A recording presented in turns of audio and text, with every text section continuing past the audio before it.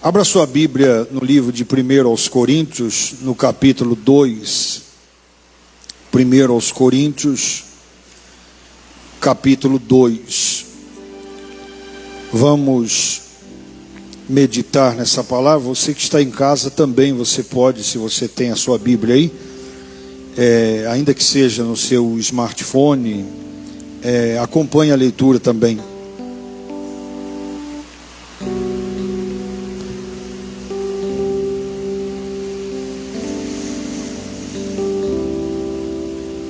Levas tu contigo o nome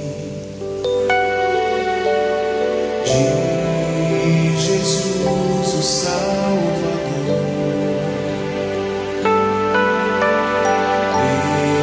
Esse nome dá conforto, seja no lugar que for. Nome bom, doce a fé,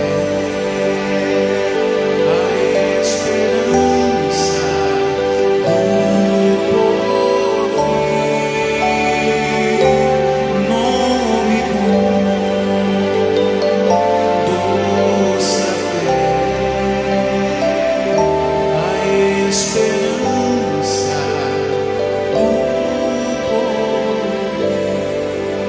1 aos Coríntios, capítulo 2, no versículo 1, diz assim: Eu, irmãos, quando fui ter convosco, anunciando-vos o testemunho de Deus, não o fiz com ostentação de linguagem ou de sabedoria, porque decidi nada saber entre vós, senão a Jesus Cristo e este crucificado. E foi em fraqueza, temor e grande tremor que eu estive entre vós. A minha palavra e a minha pregação não consistiram em linguagem persuasiva de sabedoria, mas em demonstração do poder do Espírito Santo, para que a vossa fé não se apoiasse em sabedoria humana, e sim no poder de Deus.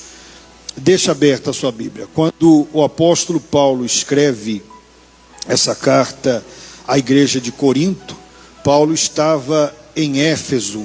Vale lembrar que quem fundou a igreja de Corinto foi o apóstolo Paulo, onde ele permaneceu cerca de 1 ano e meio. A cidade de Corinto era uma cidade portuária, uma cidade muito importante, onde as pessoas entravam, saíam, um fluxo muito grande. Uma cidade bastante importante para aquela época, para aquela ocasião, mas uma cidade também afundada no pecado, como por exemplo na prostituição. Ali havia o templo da deusa Afrodite, onde havia mais de 10.000 prostitutas cultuais. Havia também em grande número a prática do homossexualismo. Dominava essa cidade de Corinto a prática do homossexualismo e outros problemas mais que essa cidade apresentava. Muitos deuses, deuses da mitologia grega. E esse povo também, eles tinham o costume, eles eram fãs, eram aquelas pessoas que amavam a filosofia. Eles saíam para as praças a fim de ouvirem grandes filósofos, para ver a cosmovisão e como eles tratavam a vida e etc.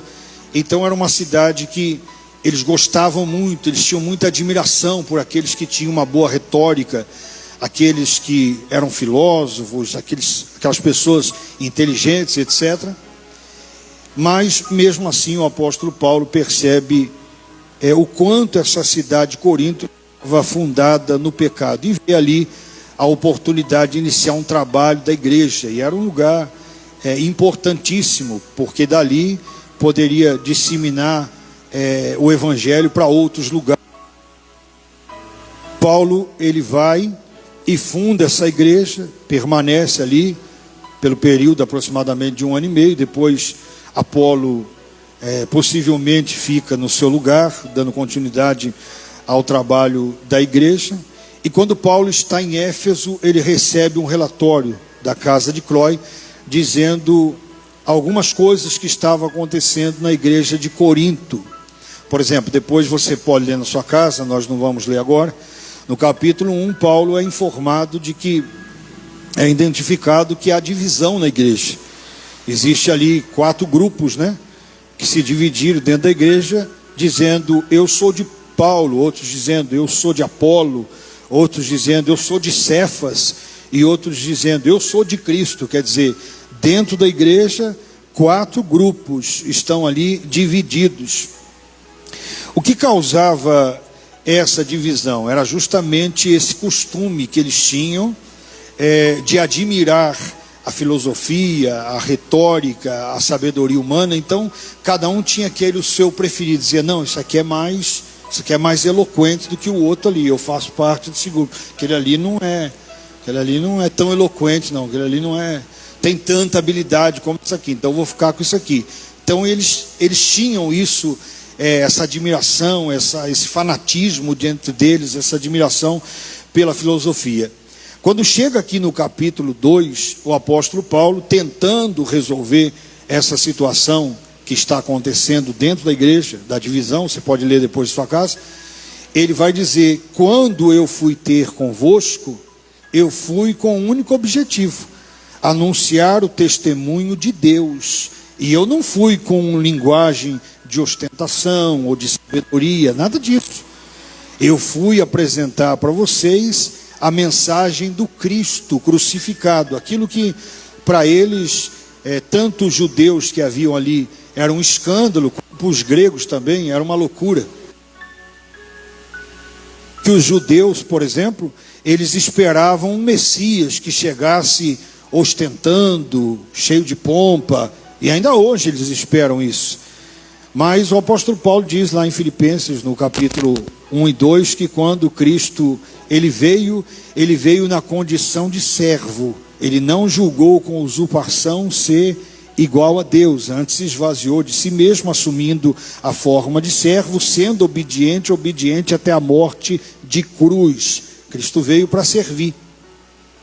Então, era uma loucura para eles, para aqueles que estavam envolvidos nessa cultura, acreditar nesse Cristo crucificado como o Salvador.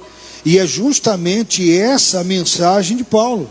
Paulo não está preocupado ao chegar na cidade de Corinto em impressionar ninguém com a sua linguagem, com a sua sabedoria, com a sua eloquência, não. Ele foi ali para tratar diretamente do problema daquela cidade, que na verdade é o problema do ser humano.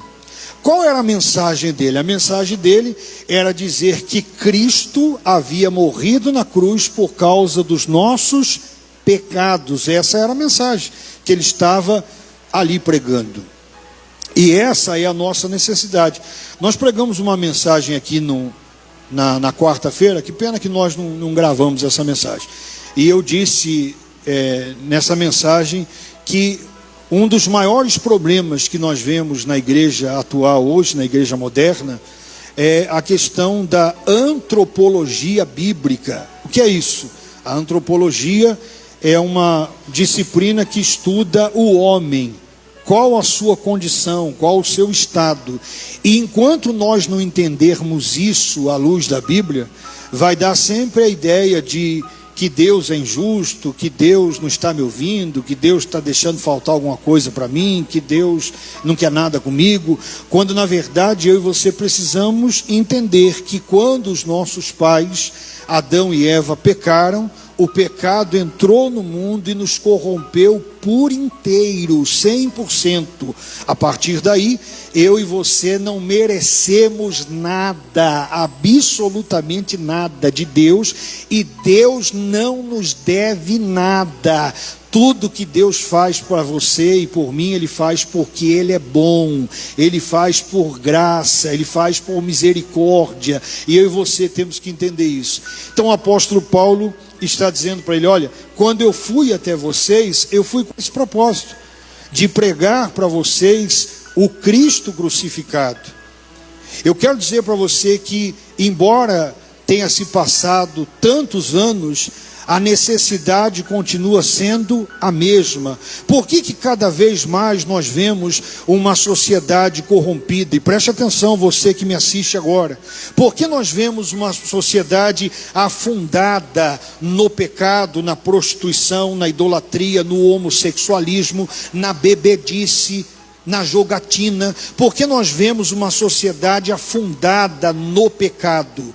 De quem é a culpa? Bom, essa culpa, ela é uma culpa de mãos dadas. Primeiro, que muitas igrejas são culpadas, visto que não têm levado a mensagem da cruz. A proposta da maioria das igrejas é resolver o problema das pessoas aqui e agora. Então você está desempregado, venha na segunda-feira, porque nós vamos orar para que a porta se abra. Você está doente, venha doente, que nós vós orar para você ser curado na terça-feira. Nós vamos colocar Deus aqui na agenda para curar na terça-feira. Está com problema sentimental, venha no sábado, que nós temos aqui a terapia do amor, e todas as outras coisas que você vai ver.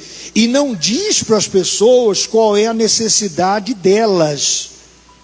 O meu problema e o seu, ele não é uma dor que você sente, uma porta de emprego que fecha, um dinheiro que falta para você pagar a sua conta. Esse não é o nosso problema. O nosso problema está na nossa condição. Eu e você somos pecadores e precisamos de um Salvador. Precisamos de Jesus Cristo. Precisamos saber que Jesus morreu por nós e pelos nossos pecados, para que, ouvindo essa mensagem, eu e você tenhamos o nosso coração duro, rígido, quebrantado, e que eu e você possamos olhar para o pecado e fugir dele, como diz a Escritura, que nós devemos fugir da aparência do mal. É isso que nós temos que fazer.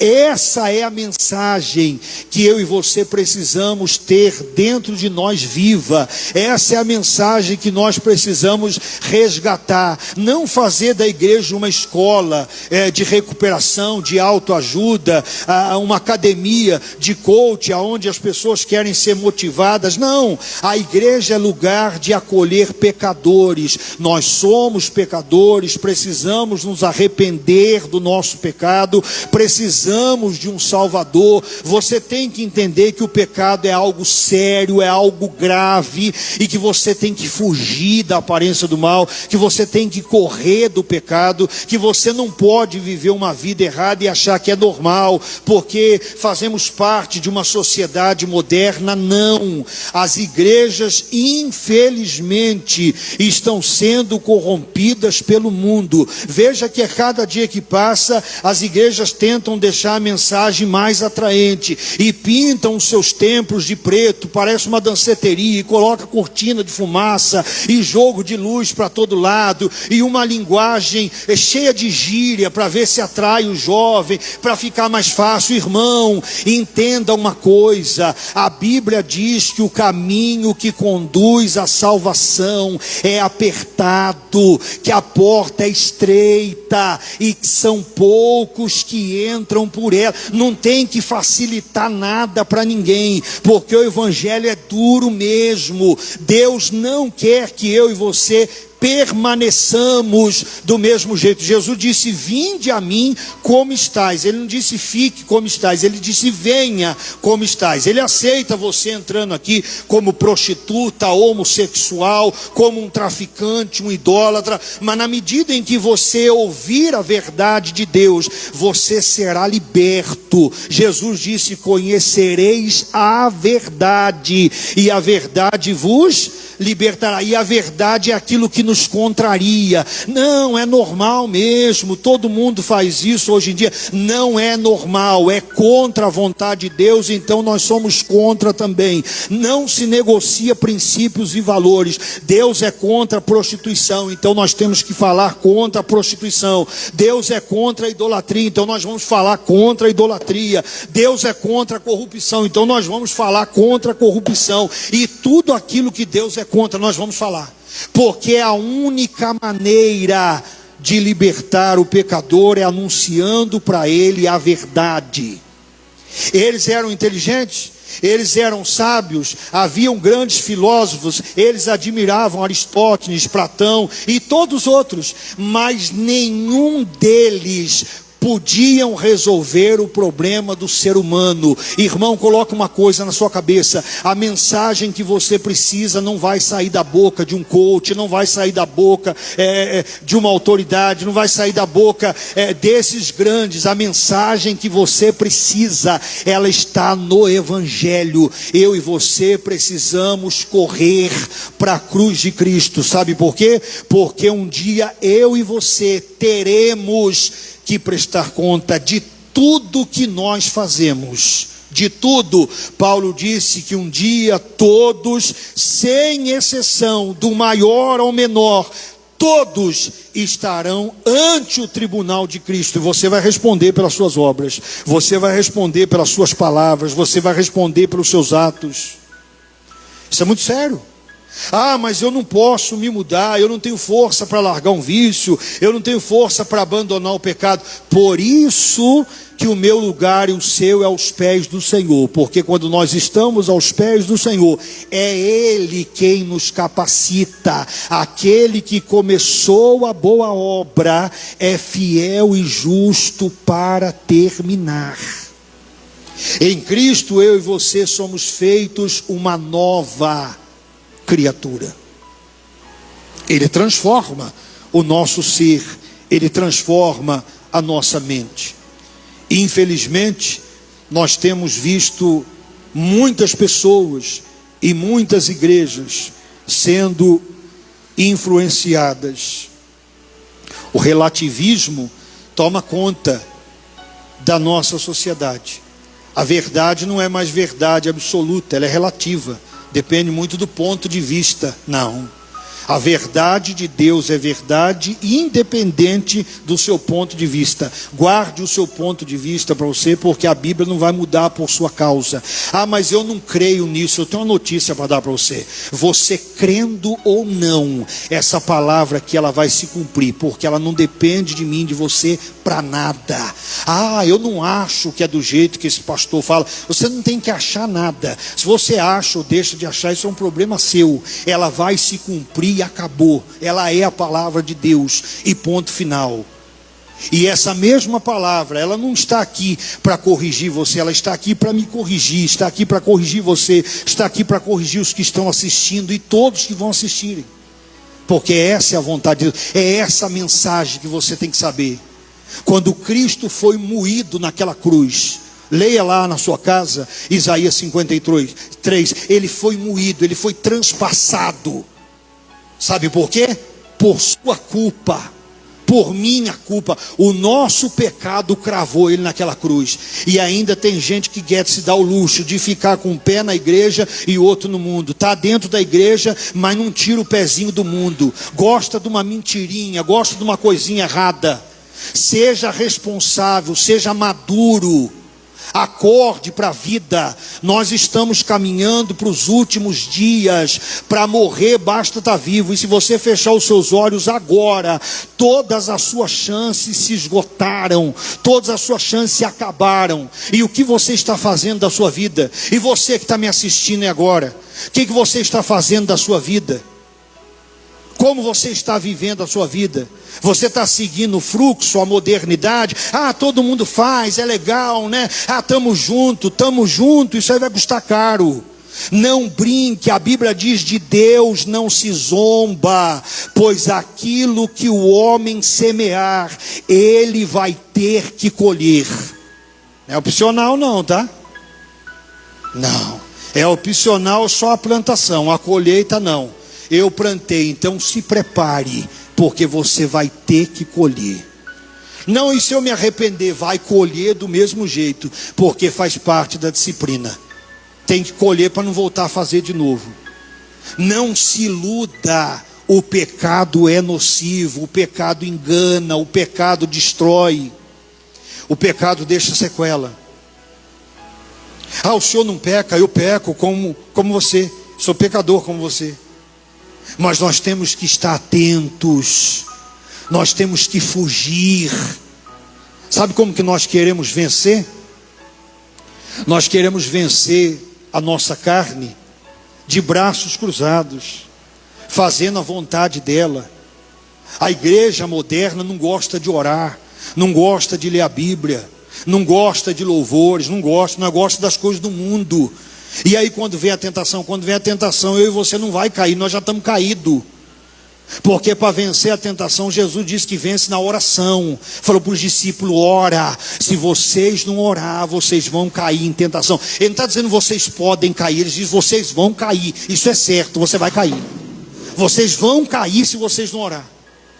Mas não, nós vivemos no tomara que dê certo, tomara que Deus faça, tomara que aconteça. Ei, irmão, tem nada de tomara. É joelho no chão, é boca no pó. Tem que buscar a Deus. Ele disse que aquele que busca encontra. Ele não disse que quem não busca não encontra. Ele disse que quem busca encontra. Quem bate a porta se abre. Quem pede recebe. Não é de braço cruzado. Ah, mas a luta com a minha carne está muito grande. Que bom, isso é sinal que você está no caminho certo. Porque Paulo disse que o Espírito milita contra a carne contra o Espírito. Sabe o que Paulo está dizendo? Que há uma guerra constante entre a carne e o Espírito. E essa guerra não tem trégua. Você deita para dormir, acorda e a batalha já está lá. E vai vencer como? Se metendo na vida dos outros? Fazendo o que todo mundo faz? Acompanhando a moda? Não. Evangelho é renúncia. A filosofia é muito boa, né? Traz uma imagem, às vezes, muito agradável, uma linguagem muito suave, muito cômoda. Mas ela não resolve. A palavra de Deus é espada. Jesus disse assim, ó: eu não vim trazer paz. Olha que coisa assustadora ouvir isso aí. Jesus disse: eu não vim trazer paz, eu vim causar divisão. Como assim? Não veio trazer paz, veio trazer divisão? Jesus disse isso. E por quê? Porque inevitavelmente a verdade vai causar divisão. O que causa unidade é o erro. Quando você concorda, quando você aceita, quando você confronta, você já arruma problema. Quer adquirir inimigos voluntários? Comece a falar a verdade.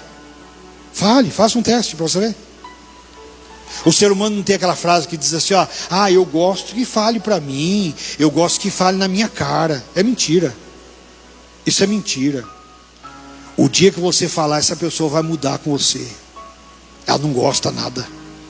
Que a verdade contraria ela, vai contra. A verdade arranca a escama dos nossos olhos e nos fazem ver que nós não somos absolutamente nada daquilo que pensávamos que era. Pedro ficou triste, decepcionado. Sabe por quê? Porque Jesus disse: antes que o galo cante, você vai me negar quantas vezes? 3 vezes. Ele disse: não, eu não. Eu estou junto com o Senhor.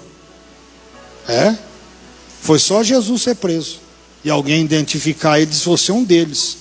Eu? Não, eu não. Aí vem outro e diz: você é um deles. Não, eu não. A segunda já.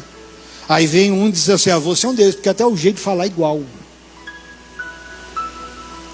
Ele não mentiu para Jesus quando ele disse: nós estamos juntos.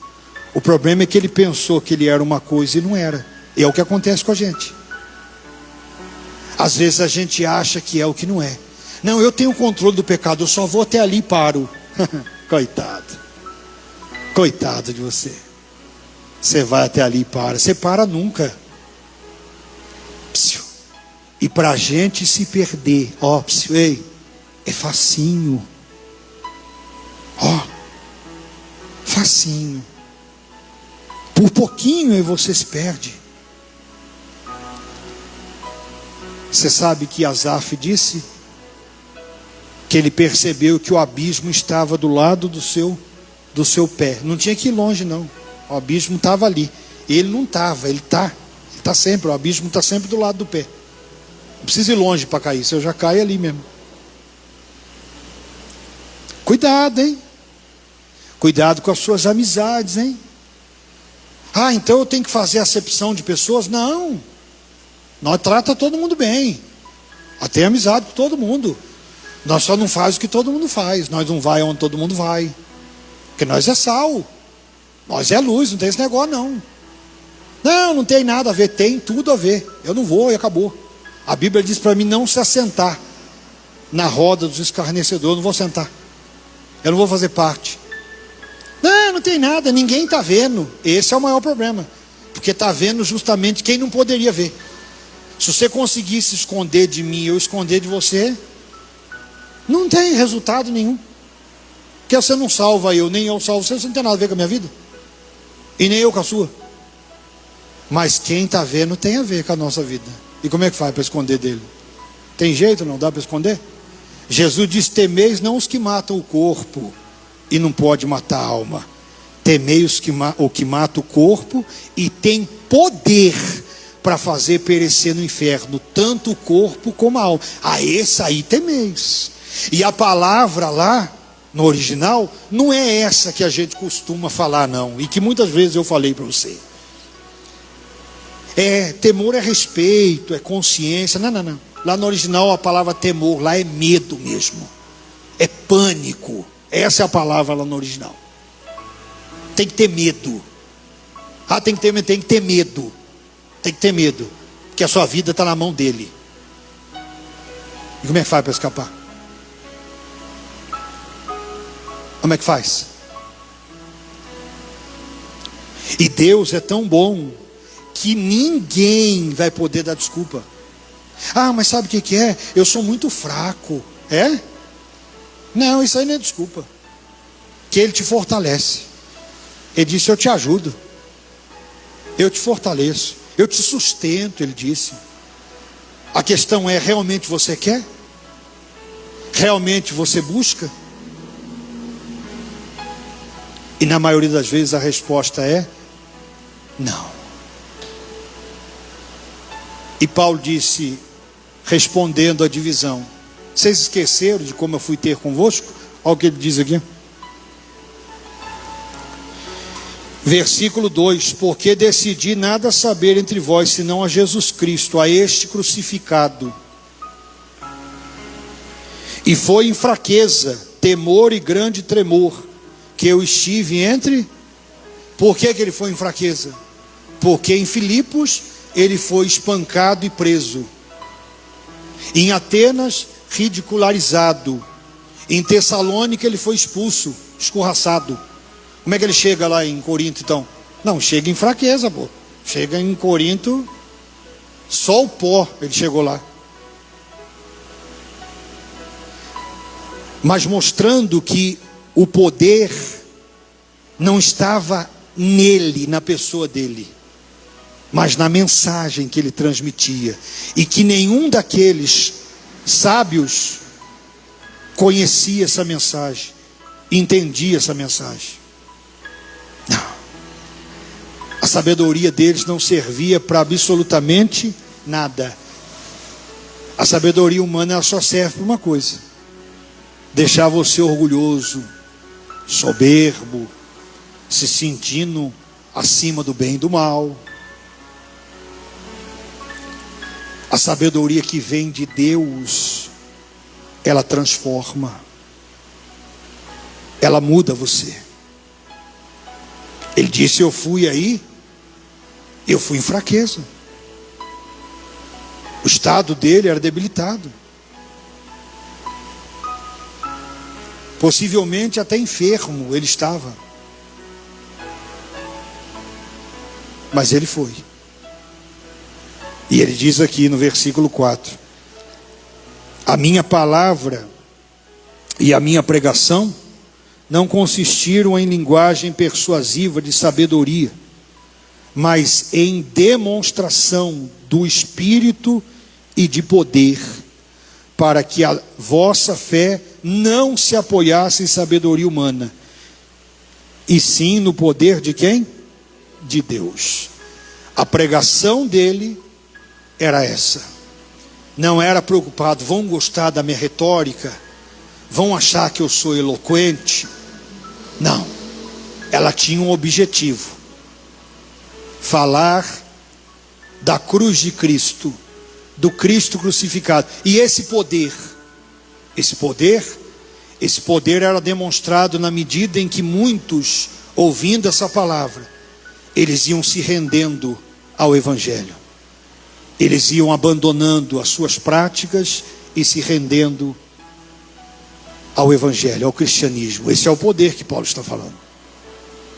Porque a palavra de Deus, lembra que ele disse? Eu não me envergonho do Evangelho. E por que ele não se envergonha? Ele diz, porque é poder de Deus para a salvação de todo aquele que crê. De todo aquele que crê. Essa é a mensagem que tem que estar viva dentro de mim e de você. Você que me ouve, pare de ficar procurando igreja para você mudar de vida.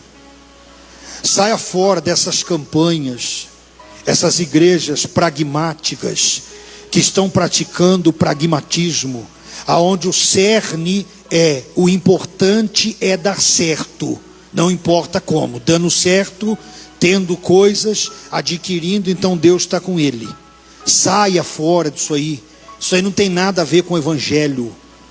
Isso não é o Evangelho de Cristo, não é o Evangelho da cruz. Você tem que saber que você é culpado, que você é pecador, que foi por sua causa que Cristo foi sentenciado naquela cruz. Você precisa ouvir o que ele fez por você. Você precisa se arrepender dos seus pecados, se você quiser a salvação. Essa mensagem agrada? Não. Essa mensagem atrai multidão? Não trai. Porque ninguém quer essa mensagem. Se o senhor pegar um pouco mais leve, vem mais gente na igreja. Não, pode ficar aí, não precisa vir. Nada de pegar mais leve. Pegar mais leve coisa nenhuma. Eu prefiro que você não venha. E quem achar ruim que vá embora. É exatamente assim. Sem colocar e tirar nada. Porque a palavra não é minha, a palavra é de Deus. Sou dono da igreja. Acho que eu sou louco mudar o que não é meu? E se fizer uma igreja assim, então eu precisava ter uma igreja para me fazer assim, né? Do jeito que você quer, mas eu não tenho. Como ela não é minha, então eu não posso fazer. Pô. Eu tenho que fazer como que o dono mandou. E o dono disse, vai lá e pregue. Vai lá e diga para eles. Eu vou lá e digo. Mas não vai gostar, mas vai fazer o quê? Não vai gostar, coma menos, pô. Você gosta de ser enganado, procura outro lugar. Que aqui eu não vou enganar você. Aqui eu vou falar a verdade para você. Você vai olhar feio, vai se torcer na cadeira, mas fique à vontade. Volte se quiser, se não quiser também não volte. Nossa, pois é, irmão. Como é que nós vamos falar para você? Já pensou? Nós vivemos uma vida difícil aí fora, uma guerra desgraçada. E depois nós se reunir domingo de manhã aqui, um para mentir para o outro. Já pensou? Você no pecado e eu aqui, não, fica triste não. Jesus é amor, viu? Pode. Ele é amor. É? Ele é amor. Mas ele não é amor, bispo? Ele é amor. Mas não é só amor, não. Não. Naquele dia da mesma boca vai sair assim, ó. Apartai-vos de mim, maldito, vós que praticais o quê? A iniquidade. Jesus não vai dizer para os crentes assim, ó, para aquele que foi transformado, assim, ó, vinde a mim, benditos do meu Pai, e na hora de mandar para o inferno, falar para Satanás, vai, agora é a sua vez. Não, é Ele mesmo. É Ele quem chama e é Ele quem envia, inclusive Satanás. Quem vai enviar também Satanás para o inferno é Ele. Quem diz? A Bíblia. É só você ler Mateus 25. O grande julgamento, leia lá. Amém? É Ele. É que tem um copinho aqui que eu derrubei, eu pisei nele e fez barulho, né? Talvez você que está em casa aí, não sei se você ouviu, né? Isso aqui é bom para o pregador também, passar da hora. Amém, gente? Óbvio, essa é a mensagem. Cristo morreu por causa dos nossos pecados. Ele fez por mim e por você o que ninguém poderia fazer. E esse é um problema que ninguém podia resolver. Ele foi lá e morreu. O mínimo que eu e você temos que fazer é se arrepender dos nossos pecados. E se eu disser para você que Ele tem um lugar para mim e para você extraordinário, você acredita? Olha só o que diz aqui. O versículo 6. Entretanto, expomos sabedoria entre os experimentados, não porém a sabedoria deste século, nem dos poderosos desta época, que se reduzem o quê? A nada, mas falamos a sabedoria de quem? De Deus, em mistério outrora oculta, a qual Deus pré-ordenou desde a eternidade, para a nossa, o quê? Glória. Paulo está dizendo, tudo que nós transmitimos é uma sabedoria que vem de quem? De Deus. E revelamos para vocês o que era oculto. O que Paulo está falando aqui? Paulo está falando do plano da redenção, que Deus elaborou antes da fundação do mundo.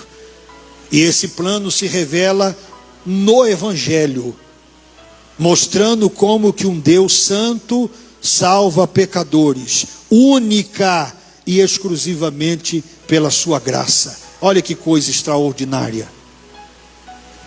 E ele diz mais aqui no 8: sabedoria essa que nenhum dos poderosos deste século conheceu, porque se tivessem conhecido, jamais teriam crucificado o Senhor da glória.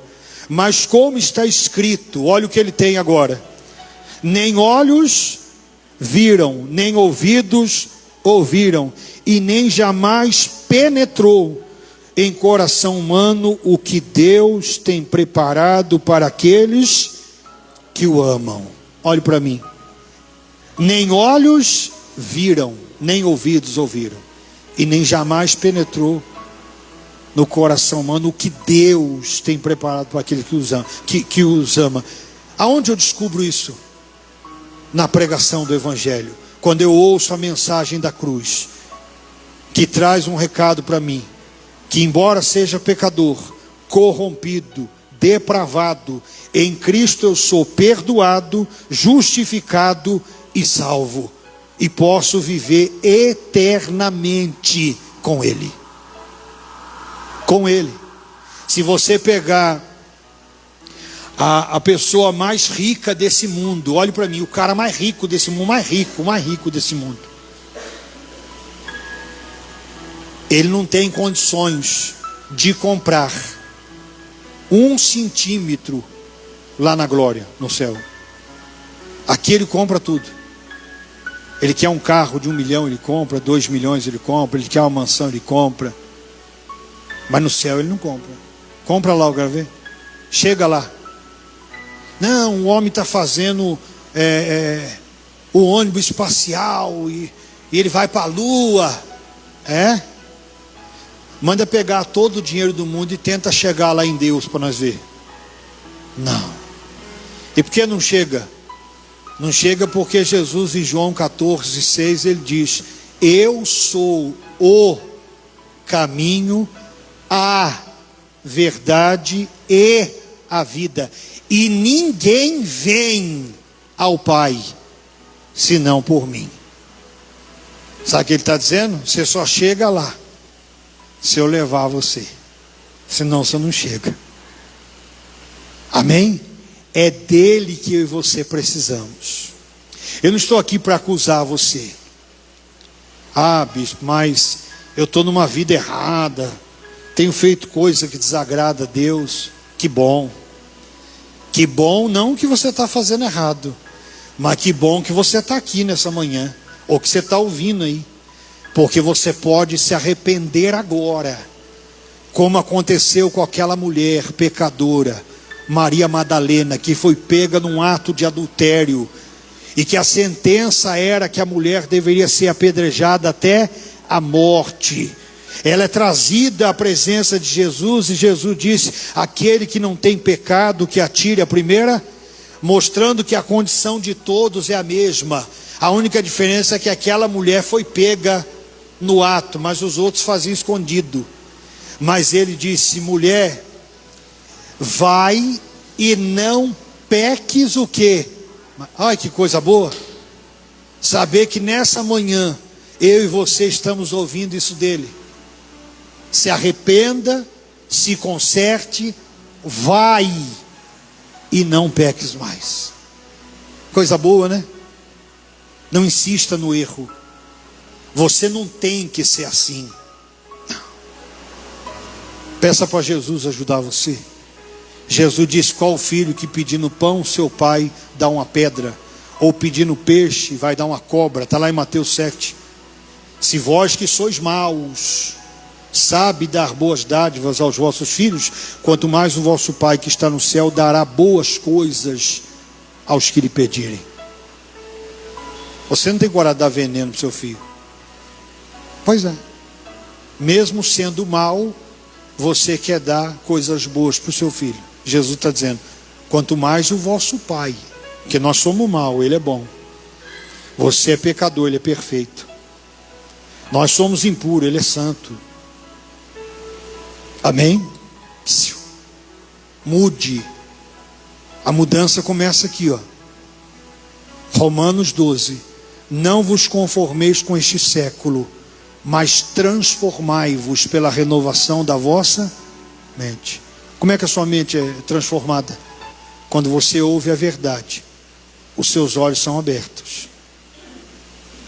E quando você absolve isso, você já não é mais conduzido pelo espírito do engano, mas pela verdade de Deus. Amém, gente? Fique de pé no seu lugar. Você que está em casa também, ore comigo, aonde você estiver. Meu Pai,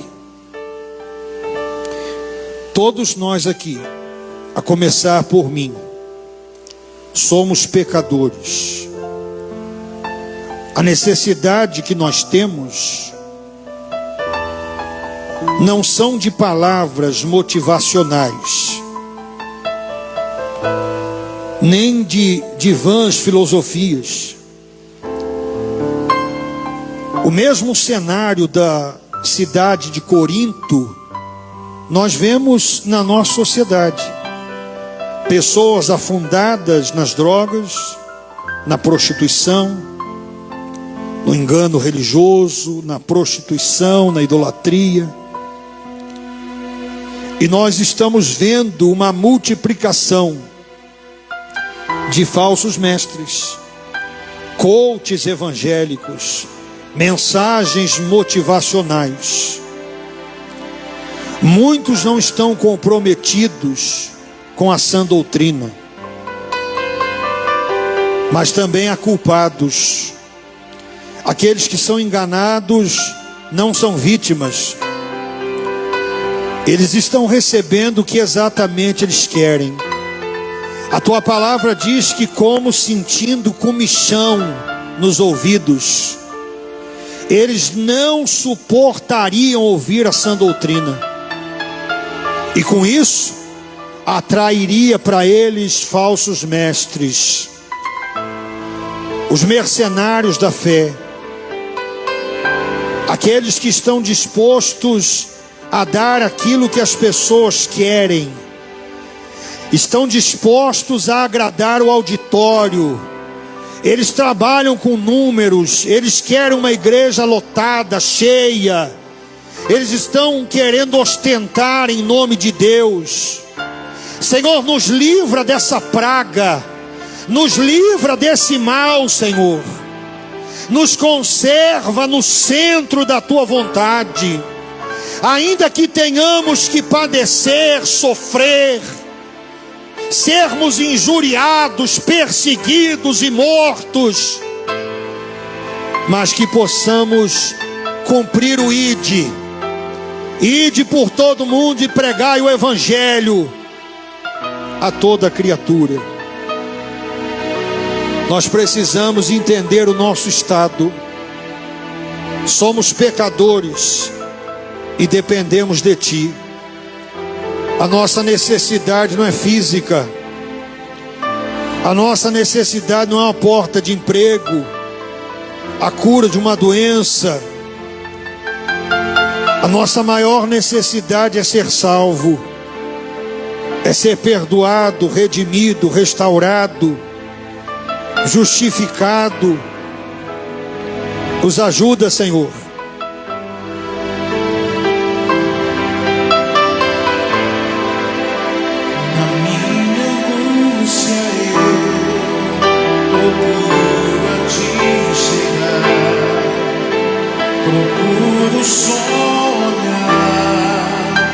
a face do meu E quando as lutas vêm, perturba minha paz, então repito assim: somente olhar a ti, somente olhar a ti, Senhor. somente Olhar a ti, Senhor. Somente olhar a ti, Senhor. e não olhar atrás, Olhar atrás, seguir teu caminhar, Senhor. seguir, Seguir sem desmaiar, Senhor. prostrado, Prostrado em teu altar, Senhor, e não olhar atrás. O mundo é muito belo, é farto de ilusão, mas isso não traduz pra mim satisfação. Eu olho para o céu, aviso uma luz, então proponho a mim somente olhar a ti, somente olhar a ti, Senhor. Somente olhar a ti, Senhor. Somente olhar a ti, Senhor. e não olhar atrás, olhar atrás, seguir, Seguir teu caminhar, Senhor. Seguir sem desmaiar, Senhor. prostrado, Prostrado em teu altar, Senhor,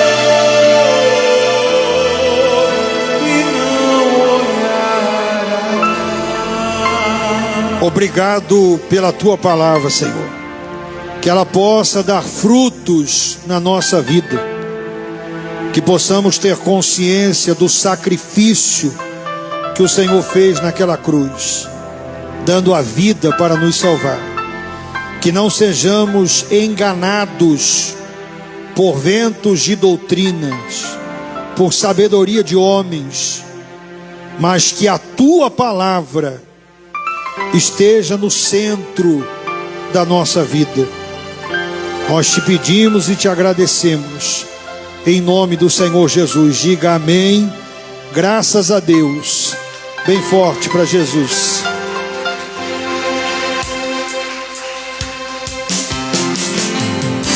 O mundo está cheio de horror, os mentirosos reinam sem pudor, mentirantes planejando o mal, mas eu não desanimo, pois sou sal, a integridade foi pro além.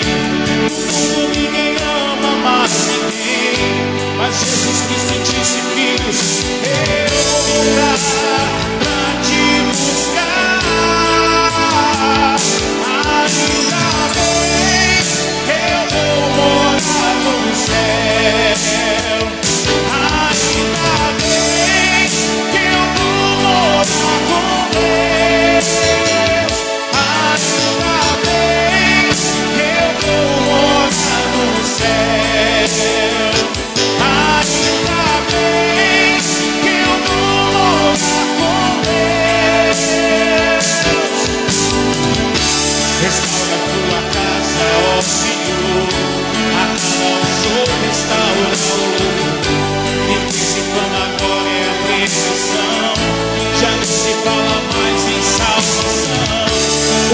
está tentando enganar. Aqueles que com Deus Virá buscar, mas permaneço firme e forte. Eu levo a minha cruz. pois eu sou luz. Ainda Bem que eu vou morar no céu. Ainda bem que eu vou morar com Deus. Ainda bem que eu vou morar no céu. Ainda bem que eu vou morar com Deus. Amém. Glória a Deus. Pode sentar no seu lugar. Você vai voltar para sua casa abençoado. E você que está nos assistindo agora, guarde essa palavra no seu coração. Se você puder, esteja conosco quarta-feira às 19h45. Ou então, no domingo que vem, às 8 da manhã. Forte abraço.